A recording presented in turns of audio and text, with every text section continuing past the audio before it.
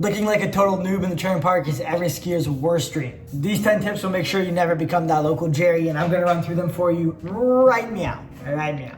Number 1, and the most hated and common one you'll ever see in the training park, don't boost the rail takeoffs. I ain't riding, don't be fucking with my young. Or just ride over them in general. They are not jumps. Don't be fucking with. If you guys want to hit your first jump and you want it to be small like a rail takeoff, go find side hits on the ski hill, go find a small tabletop in the baby park. Just don't be blasting off the side of all the features when people are actually trying to hit them and do tricks on them. It's a big no-no. 1, because everybody in the park hates it because it gets in the way and it's super annoying. And number 2, it's also just dangerous for beginners because a lot of the time these features aren't set up properly, there's no landing, maybe it's super icy. They're just not meant to be hit like that, and especially by beginners. Number 2, tailgating. I've never really heard anybody in skiing or snowboarding calling it tailgating, but it's so frustrating, especially as a more advanced rider, when you are going into features and there's some little kid literally a meter behind you. It's just annoying. And vice versa, if I'm following somebody way too close into a rail feature and I have to slow my speed down to hit the feature, obviously that's my fault because I didn't wait long enough or time it correctly in the park, but it is very annoying. One of the only times this is kind of acceptable is going into jumps for the first time and you want to follow somebody for speed. Otherwise,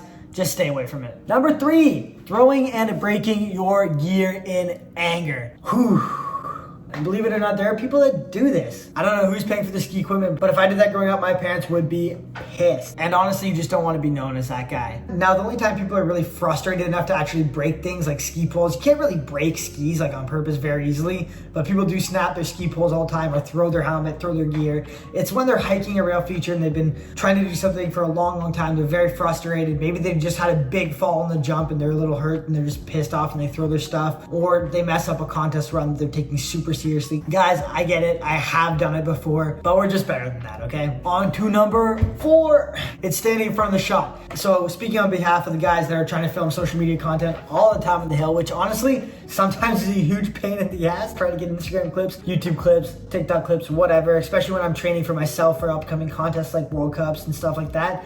It's a pain, but it's way more of a pain if I do the trick perfectly after hiking a rail for an hour and some kid skis right in front of the guy filming the shot and you can only see half of it. That is an absolute nightmare. So if you're new to skiing park, just be more aware of your surroundings. Make sure you're not cutting in front of anybody's shot or skiing directly in front of a camera that might be set up or somebody might be filming something. It's just common etiquette. Wait for the person to do the trick, try the trick, or just ski around the backside of the camera. And number 5, the most important one, and I'm guilty of not doing this and not abiding by this rule sometimes. I'm a bad boy. I'm a bad boy. But it's just wearing your helmet. Like everybody that is skiing park, especially the beginners, should be wearing a helmet. And even me and other pros included, we should be wearing helmets in the park for the majority of the time. Honestly, we're very confident with our skills and abilities, but the majority of the times I have hit my head or have had small accidents like that has for the most part been just doing the small tricks like hitting a rail and just coming out weird, or trying to hop the switch and catching a snow stake as opposed to doing something like a triple cork. So wear your helmets, especially when you're beginners, guys. It's just going to keep you safe, and we don't want this thing scrambled at all. Keep your brain safe. Number 6 is a little bit of throwback to number 2 when we talked about following people in to features, and it's being afraid to ask people for advice. All of the guys in the park, especially people that are more advanced, are here to help. We all do this sport for fun, and if we have the opportunity to help people get better, help people progress their park skiing, we are totally open to doing that. If you're not quite sure how to do your first 270 on, ask somebody that's doing 270s on in the park. If you're not quite sure how fast to go into this jump, ask somebody.